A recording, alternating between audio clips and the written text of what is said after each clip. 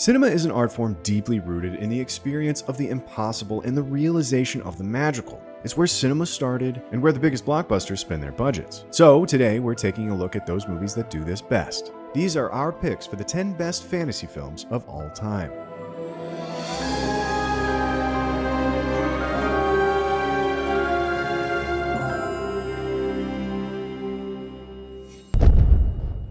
Kicking things off with this list, we're taking a hot ones approach and starting our fantasy mild before dialing it up towards maximum spicy. And for our number 10, that means magical elements so mild, sometimes you wonder if they're even fantasy at all, where you get a whiff of the unbelievable, but even that might just have been in your head. We call this the surreal fantasy.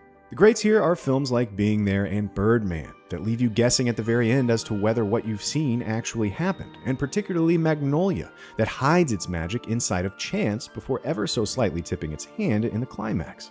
It's the Spirit of the Beehive and The Little Princess and The Fall and Manuel on the Island of Wonders and Oh Baby, the Saragossa Manuscript, blurring the line between fantasy as story and as actual magic. Inland Empire and Mulholland Drive probably fit here too, although boy, it was hard to place them. And as the certainty increases a little further, you find the likes of The Green Mile and Field of Dreams. However, for our first pick, we think the movie that best engages with the gray area between the real and the imagined has to be 2003's Big Fish. The town decided to send a human sacrifice and I volunteered. My arms are a little stringy, but there's some good eating in my legs. I'd be tempted to eat them myself. Tim Burton's tale of a young man getting to know his dying father by chasing down the truth of the tall tales he used to tell is a fantasy that engages with the core function of fantasy in our lives, investigating the emotional roles of story and authenticity and imagination in our lives. And it succeeds mightily in each capacity, both as a thesis on the purpose of narrative and as a storybook fable all its own, winding Edward Bloom along a blurry path between fact and fiction, chasing down witches and giants and hidden utopias in pursuit of the truth of the man who sired him, and, arriving at its magical conclusion, finds that it lies on both sides of that line. The film is a constant delight with a huge heart and a sense of magic, not as a force of witchcraft, but of imagination and wonder, which makes it a perfect meta entry into the genre of fantasy.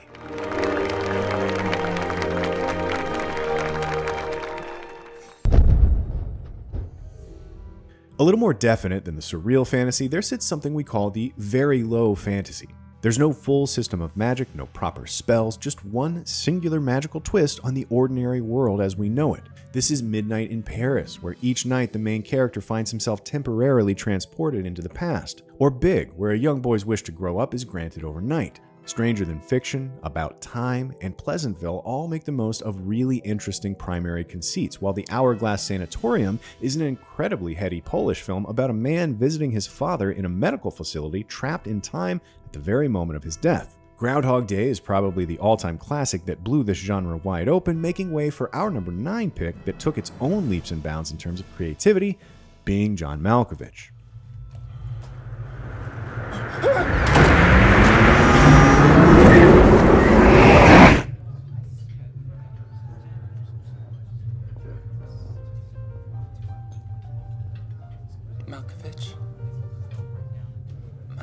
Malkovich. The first team-up between head trip director Spike Jonze and mindfuck writer Charlie Kaufman, Being John Malkovich finds them investigating maybe the most ridiculous fantasy conceit ever. What if there was a door that was a portal into the consciousness of beloved American character actor John Malkovich? So wonderfully strange and oddly specific, it's all the more hilarious that the script was written before Malkovich himself was ever even consulted, much less cast. But these glorious weirdos take this tiny slice of magic in an otherwise ordinary universe and mine it for gold, developing a love triangle? Quadrangle?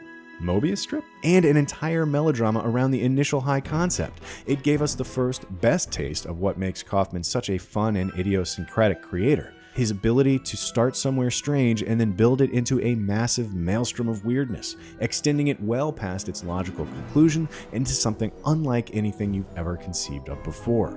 It's a perfect example of fantasy at its most micro, and how you don't always need big magic to take a big journey.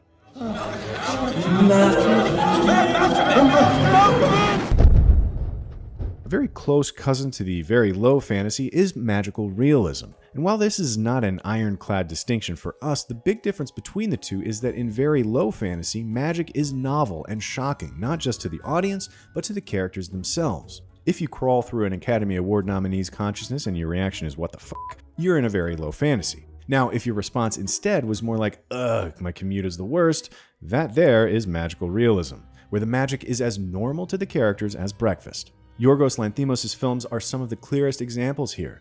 Nobody in The Lobster is wasting time freaking out about the fact that they turn single people into animals. That's just the water they swim in. Other worthwhile watches here are films such as Like Water for Chocolate, Holy Motors, The Red Shoes, The Exterminating Angel, the Paddington films where everybody's pretty chill about the talking bear, Synecdoche, New York, The Curious Case of Benjamin Button, and, ever so gently, Fanny and Alexander. However, for our number 8 pick, we're going a little hipster on you, but we think it truly deserves it. Uncle BOONMEE, who can recall his past lives. ส่งลูกแม่แม่นบ่ แม่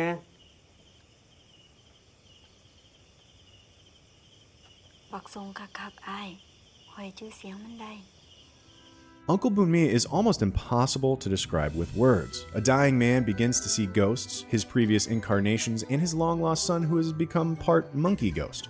A princess has an encounter with a catfish, and after a funeral, a monk sees himself split into multiple copies. But to explain the plot is to entirely miss the experience of it. Uncle BOONMEE is a kaleidoscope of feelings and moods and dreams and impressions. A fan favorite of Thai's slow cinema director Apichatpong Weerasethakul, one of the world's best working art film directors who is finally starting to gain the recognition he deserves, the film most heavily showcases the flavor of magical realism he suffuses into all his work.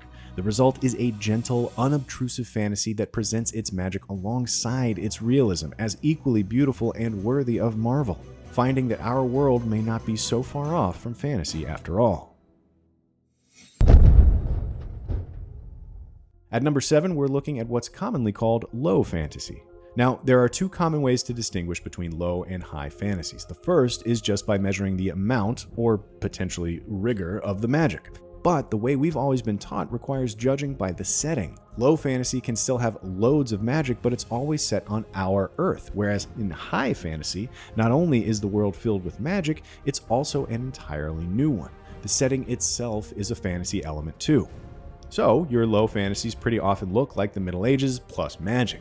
Lots of Arthurian legend, think Excalibur and the Sword and the Stone, and Monty Python and the Holy Grail, but also things like Conan the Barbarian, The Adventures of Baron Munchausen, The Pirates of the Caribbean, and Princess Mononoke, and Patala Bhairavi. But as much as we love all of those films, for this category we're actually going with the ever-immaculate Crouching Tiger, Hidden Dragon.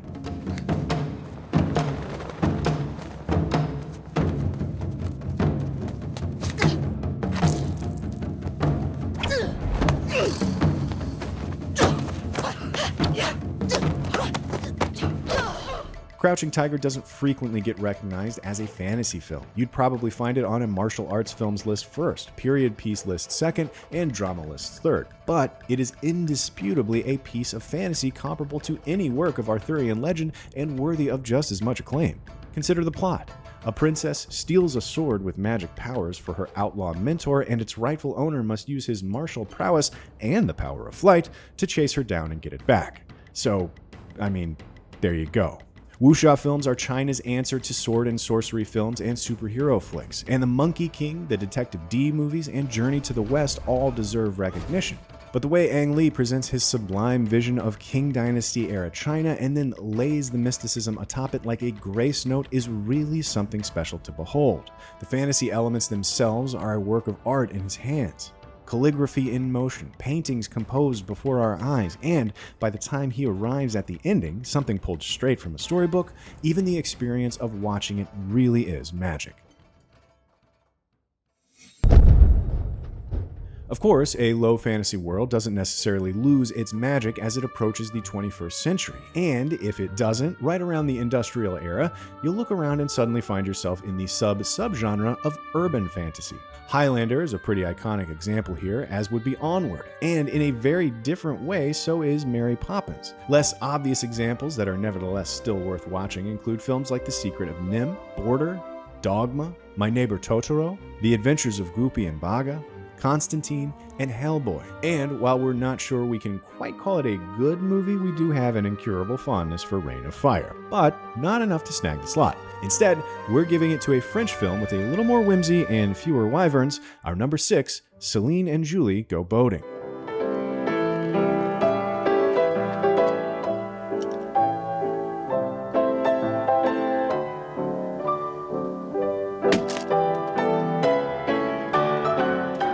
Probably the artiest film on a list that already contains a Wirasithakal movie, Celine and Julie Go Boating is hard to categorize and harder still to explain. One woman tries to follow another. Later, they find a mysterious house that seems to have a strange force about it. They reveal a dark mystery and then use their powers to rewrite it. Two realities collide and then everything loops back on itself.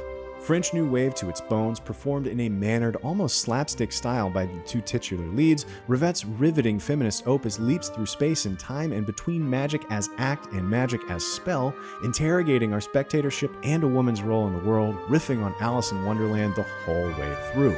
It's a riot, it's a mess, it's hilarious, it's got musical numbers, and it totally works. And don't try to understand it. It can mean almost anything you want to throw at it, but it'll never bore you. A true original that you shouldn't miss.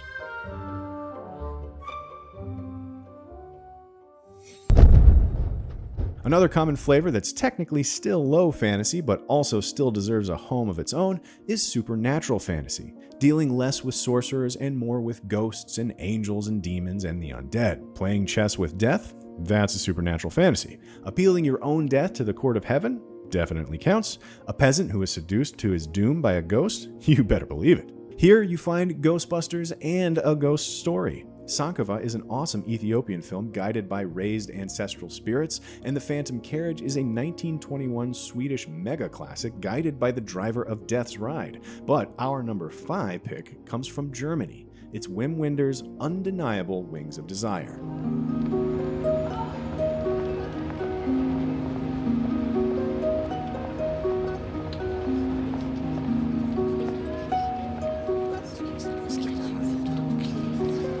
Guck mal.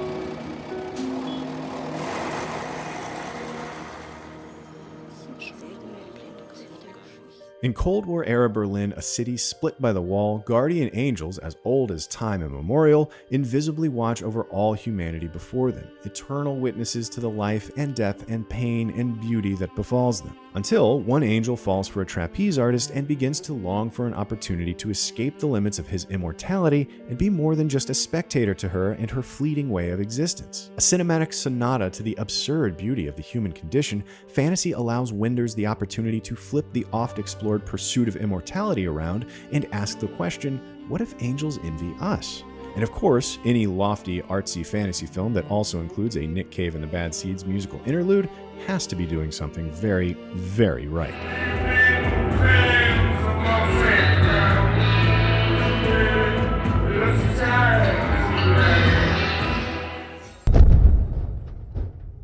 Now, we also can't forget about the mythic fantasy, the legends, the fairy tales, the folklore, and all the brilliant films that came from them.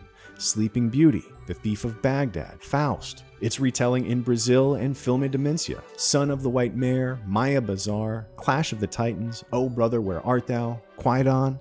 But the title of Master of the Mythic Fantasy has long been held by one Jean Cocteau, whose 1950 retelling of Orpheus and Eurydice in contemporary France puts an exciting spin on the classic Greek myth, bested only slightly, in our opinion, by the original 1946 La Belle et la Bete.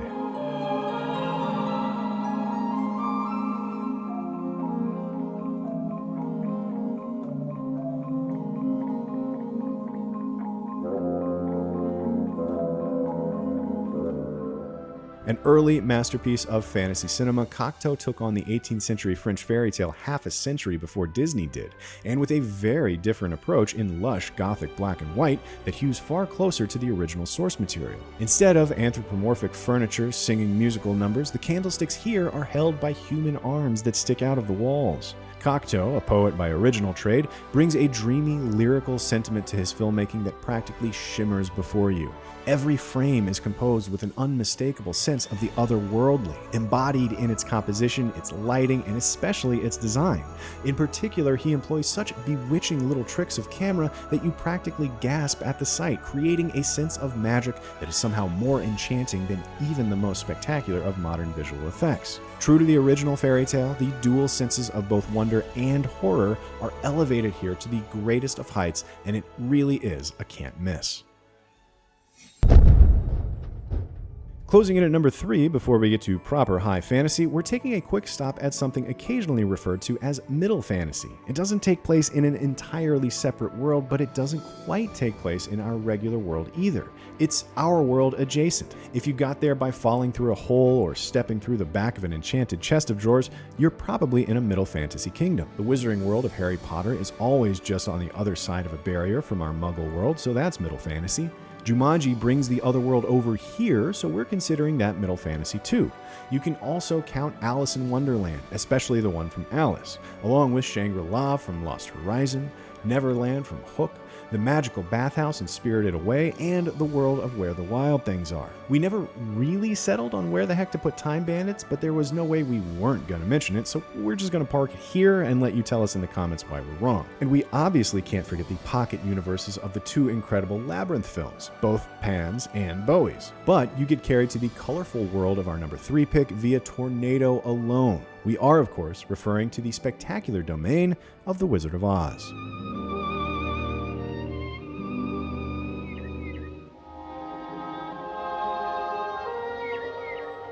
There is hardly a film quite as timeless as The Wizard of Oz, so it should come as no surprise that it is, as determined by the Library of Congress, the most watched movie of all time, and for good reason. It is a sudden adventure into a new world so obviously excited to reveal its own extraordinary delights to us, its audience, with a threshold-crossing moment that is perhaps the very definition of the term movie magic, filled with witches and wizards and magical creatures so unusual and yet also so deliberately like our own. It makes the parallel construction of its framing device a powerful tool in its storytelling and thematics. And in all its golden age Technicolor splendor, spending an evening with Dorothy the Scarecrow, the Tin Man, the Cowardly Lion, and of course Toto, is maybe one of the most joyful possible times you can have in another world. After Oz, all we have left to do is visit the entirely novel worlds of high fantasy, where, freed from any obligation to reality, imagination can creep into every corner, like in the kingdom of Florin, and of Wilderwest, Far, Far Away, Motherworld, Fantasia, The Valley of the Wind, and our number 2 pick, The Realm of Ingary, from Howl's Moving Castle. Come on.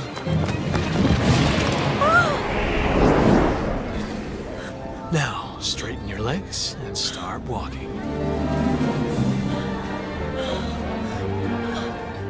A young girl is turned into an old woman by a witch, and she seeks the aid of a wizard in his walking castle, and from there, things get more magical still.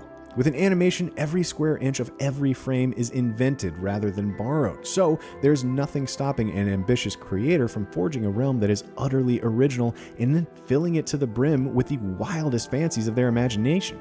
And in Howl's Moving Castle, Hayao Miyazaki's legendary whirlwind whimsy fills his world building with kingdoms at war, witches and sorcerers peddling bargains, a thirsty scarecrow, a bound fire demon, and one of the coolest bachelor pads ever, period. Yet, besides his peerless vision, you also find Miyazaki's unlimited faith in the good of people. For this is not, ultimately, a tale of the forces of good pit against the forces of evil, like in most high fantasies, but of Miyazaki's real magic. It's the forces of growth and understanding that win the day.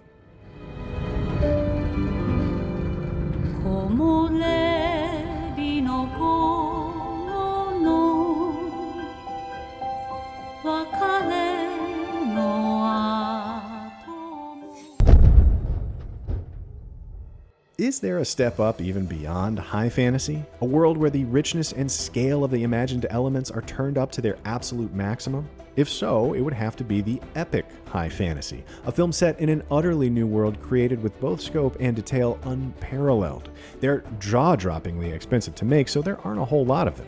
You got the Dark Crystal, you got Fritz Lang's original 2-part Die Nibelungen, you got the Tollywood Bahubali, and that's it. Or wait, no, I'm forgetting. Was there one more series? There was one more series, wasn't there? No, that's not right. It was, Wait, I remember now.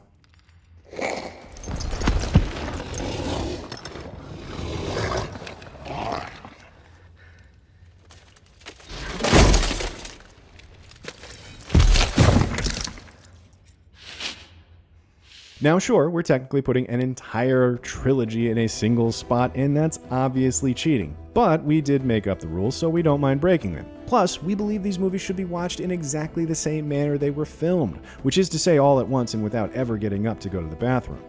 Taken as a whole, the trilogy is a grand fantasy opus so very worthy of its equally legendary source material. The world building is massive yet so sublime. The musical themes are bigger still. The battles are unforgettable. The expanse of the narrative is shocking, and the visual effects would still be astonishing if they came out today, except the films are now 20 years old.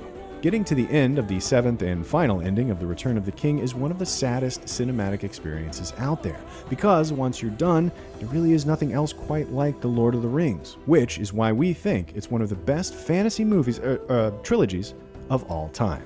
I will not say do not weep, for not all tears are an evil. So, what do you think? Disagree with any of our picks? Do we leave out any of your favorite fantasy films? Let us know in the comments below, and be sure to subscribe to IGN Movies and TV for more CineFix movie lists.